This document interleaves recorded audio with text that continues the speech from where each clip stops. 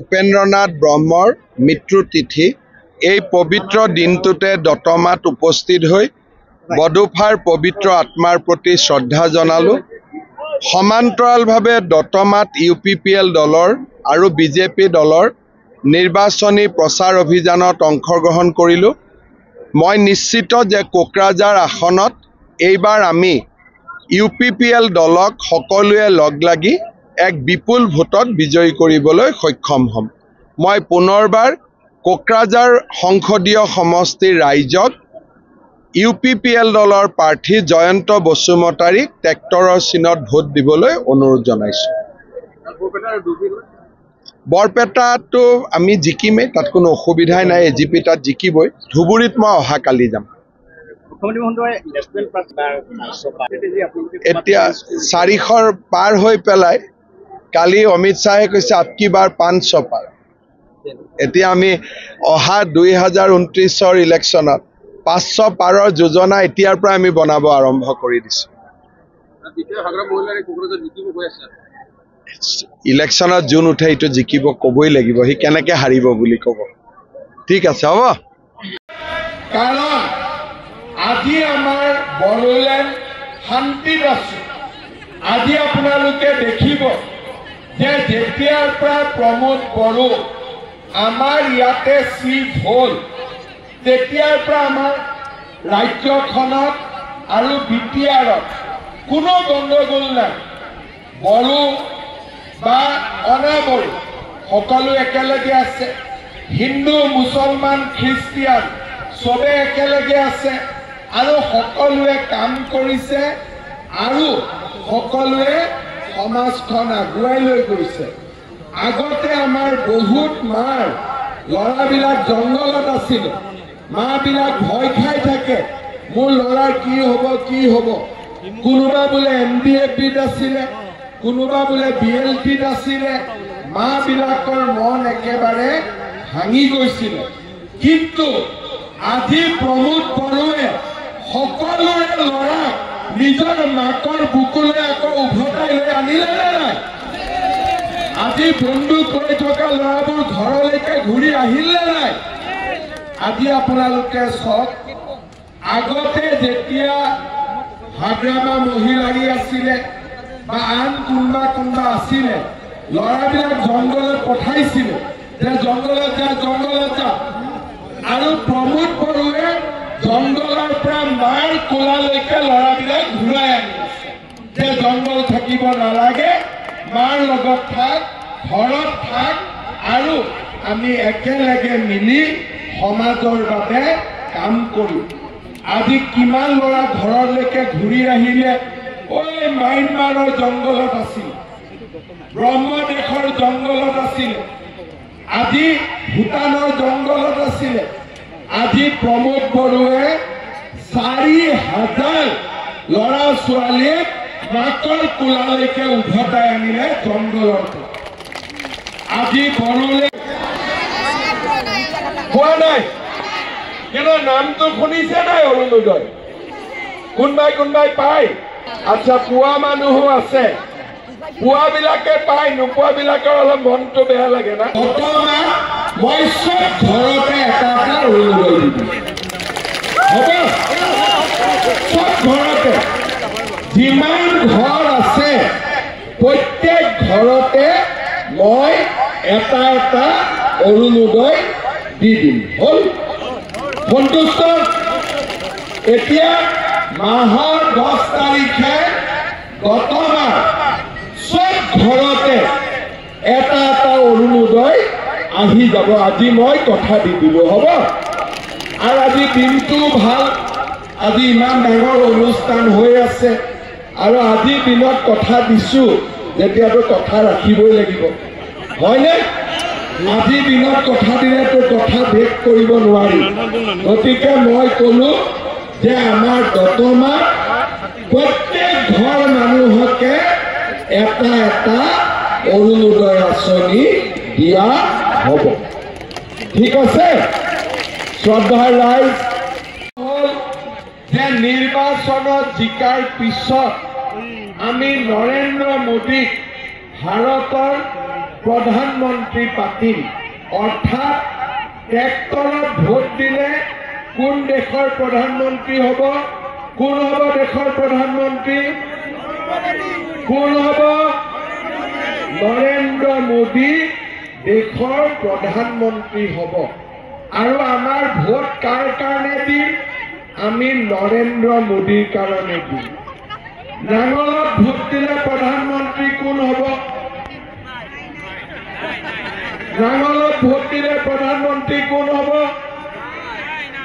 কোনোতো প্ৰধানমন্ত্ৰী নাই আছে নেকি নাঙলত ভোট দিলে প্ৰধানমন্ত্ৰী কোন হ'ব আমি নাজানোৱে নাঙলে অকল এটা চিনত উঠিছে আৰু নাঙলত ভোট দিলে দেশৰ প্ৰধানমন্ত্ৰী কোন নাঙলেও নিজৰ নামটো নাজানে অৰ্থাৎ নাঙলকো যদি কোনে তোৰ বাবা মাৰ নাম কি নাজানো বুলি ক'ব কাৰণ নাঙলেও নিজৰ প্ৰধানমন্ত্ৰীৰ নামটো নাজানে হয়নে নহয় কিন্তু ট্ৰেক্টৰত যদি কোনে প্ৰধানমন্ত্ৰী কোন মোদী হয়নে আজিকালি নাঙলত কোনোবাই খেতি কৰে নেকি নাঙলত খেতি কৰে নেকি গত মাহতো বহুত খেতি হয় নাঙলত আজিকালি কোনোবাই খেতি কৰে নেকি কেইদিনমান আগতে ওদালগুৰিত মই কৈছিলো কটা হাতৰ নাম নাই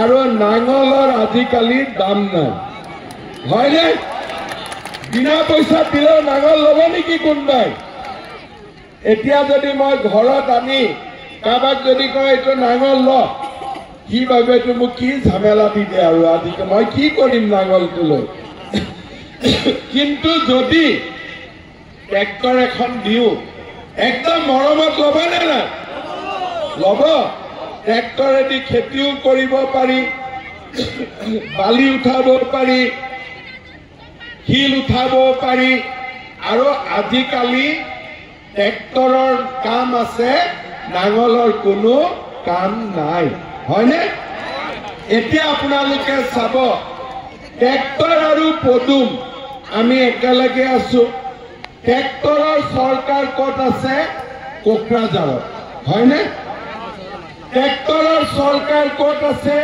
দিছপুৰত ট্ৰেক্টৰৰ চৰকাৰ ক'ত আছে দিল্লী হয়নে নাঙলৰ চৰকাৰ ক'ত আছে কোকৰাঝাৰতো নাই দিছপুৰতো নাই আৰু দিল্লীতো নাই হিংসাও নাই গুলি বাৰুদো নাই আমাৰ জাগাখন একেবাৰে শান্তিপূৰ্ণ হৈ গ'ল আগতে ভোট কি আছিলে বন্দুক লৈ কয় অমুকত ভোট দিবি দেই চবে গৈ ভোট দি দিয়ে আজিকালি বন্দুক দি ভোট নোখোজে আজিকালি নমস্কাৰ কৰি ভোট খোজে মোক ভোট দিব দেই হয়নে হয় হৈছে নে নাই তেনেকুৱা হ'ল নে নাই আগতে কি ক'ব বন্দুক দেখাই অমুকত ভোট দিবি দেই নহ'লে কথা বেয়া আছে এতিয়াতো বন্দুক নাই এতিয়া নমস্কাৰ কৰি কয় নমস্কাৰ মোৰ নাম অমুক মোক ভোট দিব হয়নে আজি কিয় হ'ল কাৰণ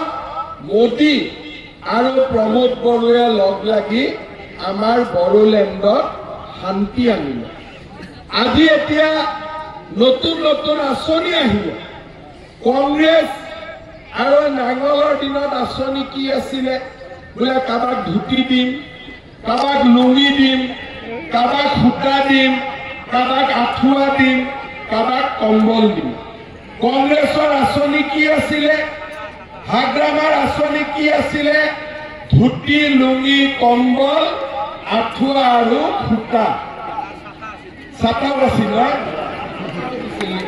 চাটাও আছিল এতিয়া আমাৰ আঁচনি কি অৰুণোদয় মানে কি যে 10 তাৰিখে মাহৰ 10 তাৰিখে চবৰ বেংক একাউণ্টত 1250 টকা জমা হ'ব লাগিব কোনো দালাল নাই একো নাই ডাইৰেক্টলি একাউণ্টত টকা জমা হ'ব কোনে কোনে অৰুণোদয় পোৱা নাই হাত দাঙকচোন ঠিক আছে এতিয়া যিসকল যে ইলেকশ্যনৰ পিছত তেওঁলোকৰ বেংক একাউণ্টত 10,000 টকা পুটুক কৰি সোমাই যাব 10,000 কৰি চবেই পাব কিন্তু এই 10,000 প্ৰথম নহয়, 10,000ৰ পিছত আপোনালোকে আৰু পাব। কিন্তু এই 10,000 টকাটো ভাল কৰি খৰচ কৰিব লাগিব। বোলে গিৰিয়েকৰ দোকান আছে তাতে দিলোঁ, বোলে গিৰিয়েকৰ খেতি আছে তাতে লগালোঁ, সৰু এটা আমি সমিতি কৰিলোঁ, 10 গৰাকী লগ লাগি সমিতি চলালোঁ। বোলে নহয় একো কৰিব পৰা নাই, ঘৰত 50ডাল শাল গছ বা চেগুন গছ লগালোঁ, তথাপিতো এই 10,000 টকাটোৰ মই ভাল কৰি খৰচ কৰিলোঁ। যিসকল বাইদেৱে 10,000 টকাটো ভাল কৰি খৰচ কৰিব, তেওঁলোকক আমি পিছত আকৌ 25,000 টকা তেওঁলোকৰ আমি বেংক একাউণ্টত প্ৰথমতে 10 পিছত 25। মেট্ৰিকৰ ৰিজাল্ট দিলে নে নাই? দিলে। বৰ্তমান ল'ৰা ছোৱালী পাছ কৰিছে নে? মেট্ৰিক কৰিছে। এইবাৰ মেট্ৰিক পাছ কৰাৰ পিছত কলেজত নামভৰ্তিটো আমি পইচা দিব নালাগে। এইবাৰ মেট্ৰিক পাছ কৰা, হায়াৰ ছেকেণ্ডাৰী পাছ কৰা ল'ৰা ছোৱালীৰ নামভৰ্তি চৰকাৰে পুৰা বিনামূলীয়াকৈ কৰি দিব। 1 টকাও আমি দিব নালাগে। নামভৰ্তি বিনামূলীয়া হ'ব। আৰু যিবিলাক ছোৱালীয়ে এইবাৰ কলেজত নাম লগাব, প্ৰত্যেকজনী ছোৱালীৰ বেংক একাউণ্টত চৰকাৰে পঢ়া শুনা কৰিবৰ বাবে 10,000কৈ টকা জমা দিব। তাৰমানে ল'ৰা আৰু ছোৱালীৰ এডমিশ্যন ফ্ৰী, আৰু তাৰ উপৰিও ছোৱালীজনীয়ে বেংক একাউণ্টত 10,000 টকা চৰকাৰৰ পৰা প্ৰত্যেক বছৰে পাব পঢ়া শুনাৰ খৰচ হিচাপে। তাৰমানে মই কি ক'লো, মই সুবিধা পালোঁ। আমি সকলোৱে জানো যে বডোফা উপেন্দ্ৰনাথ ব্ৰহ্মই বড়ো জাতিৰ আত্মনিয়ন্ত্ৰণ, অৰ্থনৈতিক, সাংস্কৃতিক আৰু ৰাজনৈতিক অধিকাৰ সুৰক্ষিত কৰিবৰ বাবে নিজৰ জীৱন উৎসৰ্গিত কৰিছিল। তেখেতৰ জন্মদিন 31 মাৰ্চৰ দিনটো অসম চৰকাৰে সমগ্ৰ ৰাজ্যতে ছাত্ৰ দিৱস হিচাপে পালন কৰে। এতিয়ালৈকে 2টা বছৰ আমি তেখেতৰ জন্মদিনটো ছাত্ৰ দিৱস হিচাপে পালন কৰাৰ সৌভাগ্য লাভ কৰিছোঁ। বতৰ আৰু আজি আমি দতমাত সকলো একগোট হৈছোঁ। অলপ আগতে আমি ইয়াতে গান গাইছিলোঁ যে দলো কোকৰাঝাৰৰ পদুম গাই। কোকৰাঝাৰৰ পদুম মানে ট্ৰেক্টৰ, ট্ৰেক্টৰ মানে পদুম। সবে বুজি পালে যে কোকৰাঝাৰৰ মেচিনত আমি পদুম ফুল নাপাওঁ, কাৰণ বিজেপি দলে এই কোকৰাঝাৰ আসনত আমি UPPL দলক সমৰ্থন দিছোঁ আৰু সকলো প্ৰকাৰে সহযোগিতা কৰিছোঁ। আৰু সেইকাৰণে আজি আমাৰ কোকৰাঝাৰ আসনত আমি ট্ৰেক্টৰ চিনত ভোট দিব লাগিব, আৰু ট্ৰেক্টৰ চিনত ভোট দি UPPL দলক আমি বিজয়ী কৰিব লাগিব। UPPL দল, অসম গণ পৰিষদ দল, ভাৰতীয় জনতা পাৰ্টি, আমি তিনিওটা দলে লগ লাগি এইবাৰ অসমত একেলগে ইলেকশ্যন খেলিছোঁ।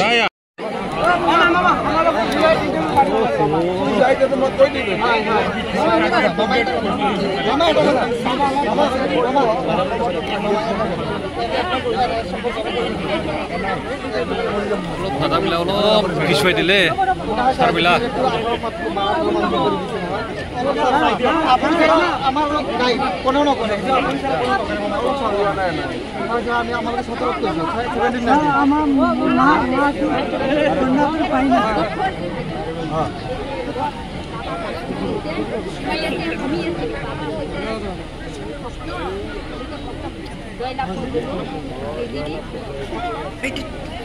আপনার বাবা কোট পাতিছে মন্দির কোট পাতিছে কোন জায়গা বাড়িতে কোট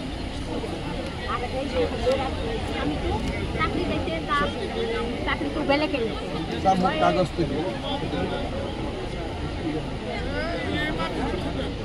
সাক্ষী তো বেলেগে লৈ গ'ল 33, 34 বয়স হৈ গৈছে মামা এতিয়া নতুন করে আমাকে দিয়া দিতে পারবো না অলপ ভাবি মামা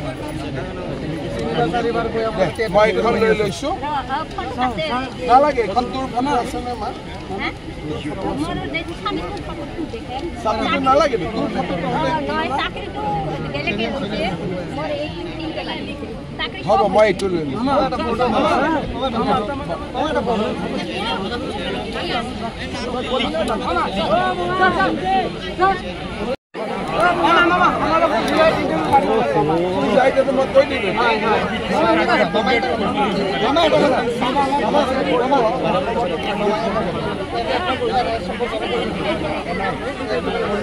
দাদাবিলাক অলপ পিছুৱাই দিলে ছাৰবিলাক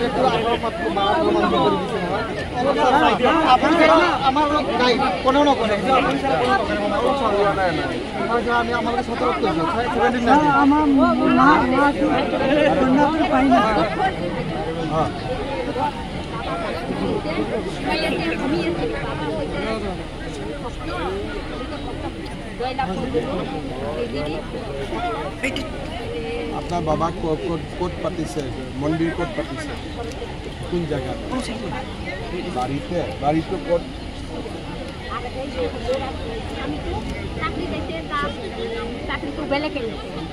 কাগজ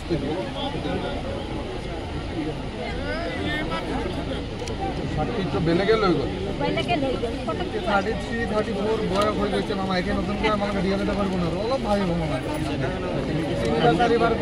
মই এখন লৈ লৈছো নালাগে এখন তোৰ ফটো আছে নে মা চাকৰি নালাগে তোৰ ফটো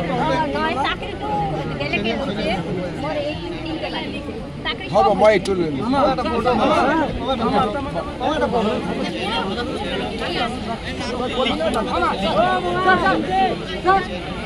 আমার উপস্থিত হওয়ার পরা আমার কোকরাঝার জেলার বুদ্ধিজীবীসকল আর উপস্থিত হওয়ার পরা আমার আঞ্চলিক কমিটি ইউনিট কমিটি আর আমার সাংগঠনিক সদস্যসকললৈ কোকরাঝার জেলা নিখিলগড় হাতখণ্ডৰ হৈ আৰু নিখিলগড় হাতখণ্ডৰ হৈ পেলাই আজি ইয়াত উপস্থিত হ'ব পৰা সকলোলৈ ধন্যবাদ জ্ঞাপন কৰিছোঁ আৰু ইয়াত উপস্থিত হ'ব পৰা আমাৰ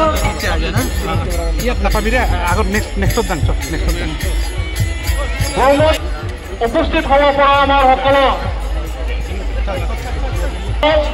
जोङो गासै हाबाफारिफ्राव खौसे बारहोनो हानाय बायदि जोङो अराय सम जोंनि आयेन होनांगौनि थाखाय